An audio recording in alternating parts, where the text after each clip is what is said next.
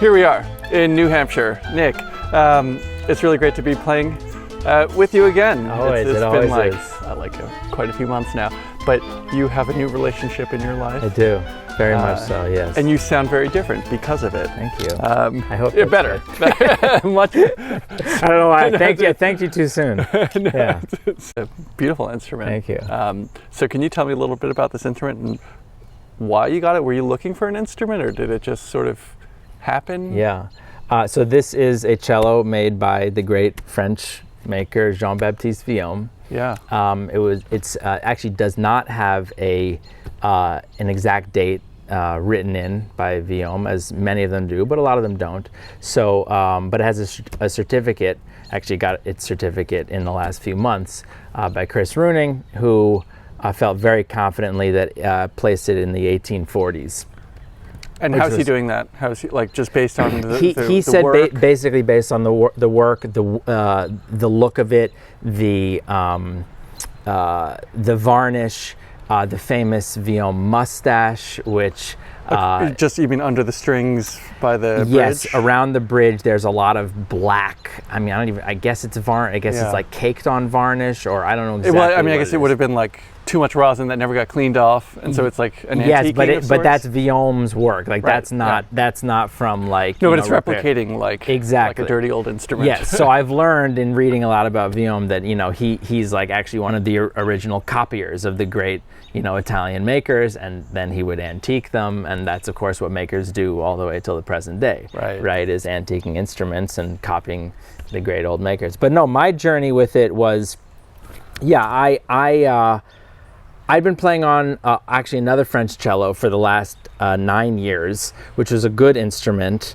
But I think I was getting to a point of being a little bit unhappy, but then kind of pushing those feelings away. You were in denial? I was in denial, okay. Yeah. I would feel unhappy, and then I'd be like, no, it's fine. Then occasionally I would try some cellos, and I would be like very happy if I didn't think they were as good as mine, and then I would sort of put those negative feelings to rest, but then they'd creep up on me again. And I really did want to change. I wanted an upgrade, and I always wanted to play on an older instrument.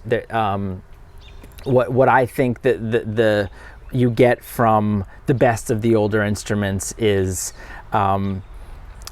how I would describe, there's a depth, at least with cellos. There's certainly a depth. There's a lot of extra layers to the sound, and more importantly is when you feel like an instrument kind of has its own soul, right? So like that's what I felt was a little bit lacking in my other French cello, which was a good instrument.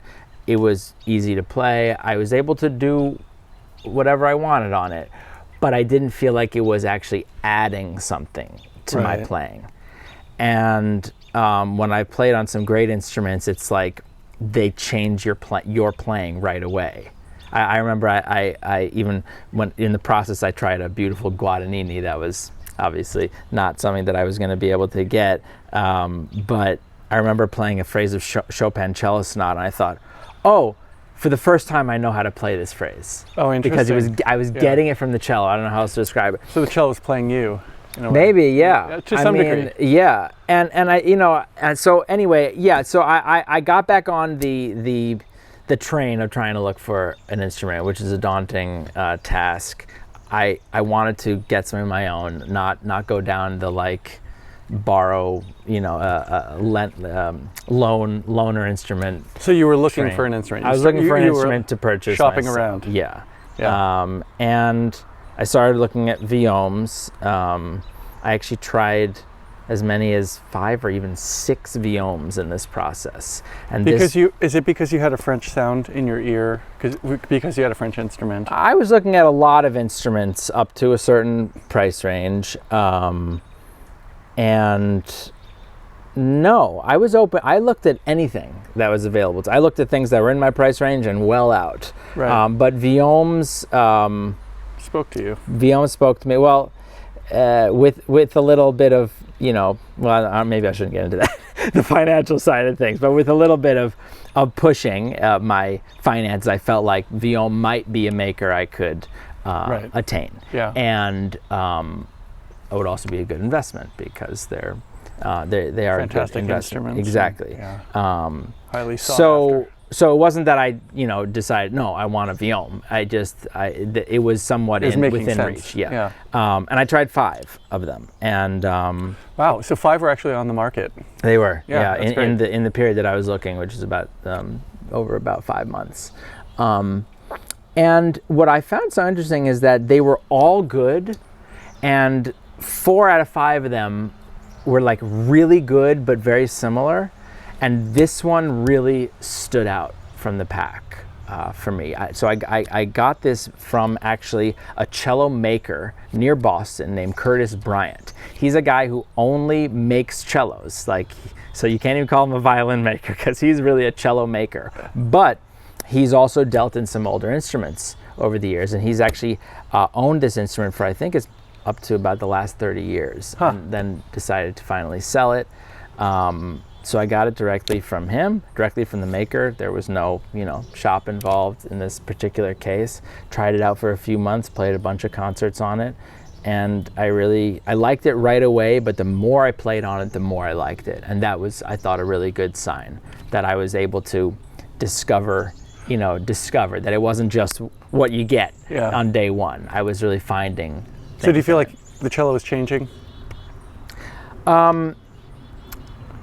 The cello is changing? No, I wouldn't say the cello is changing in the short time that I've had it, but I certainly, of course, am getting to know it, right? Yeah. And are you changing?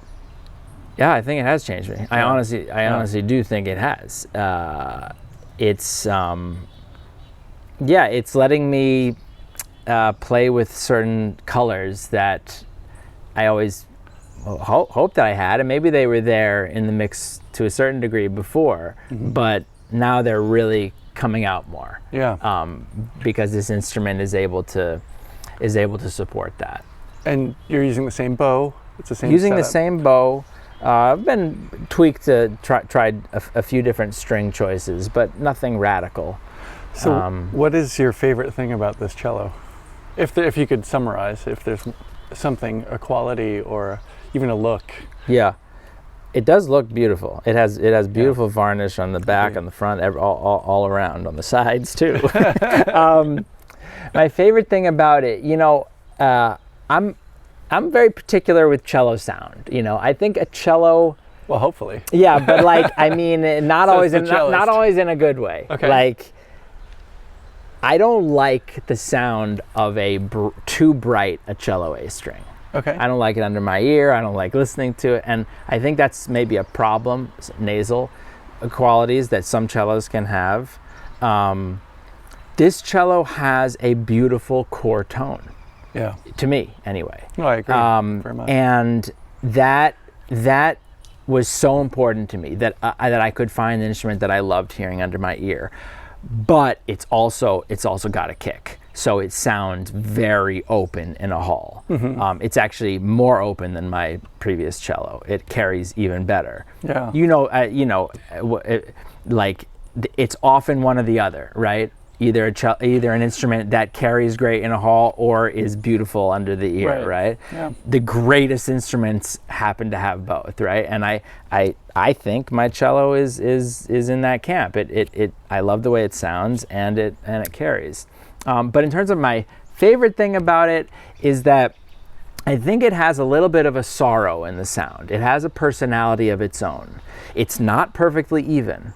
Every note's not the same, and I love that. So I'll play the D. You'll hear in my piece the D has its own character versus the E flat versus an A flat versus an A, and I think that makes it feel very alive. I feel like it's breathing, actually. That's great. Do you know the pattern?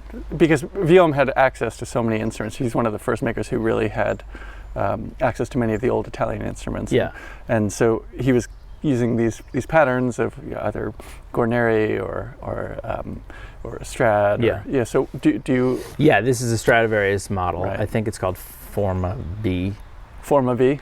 Is that Okay. it? I'm not an expert, but can call from it. what I understand, for cellos, he really didn't deviate much Okay, he had one pattern. He had one cello Strad pattern that he did. Okay. Again, not an expert, but from what I understand. But this is a sort of somewhat classic Strad model cello, as actually all the cellos that I've played in my life have been. So that probably helped that it was like very comfortable right off the bat to play. I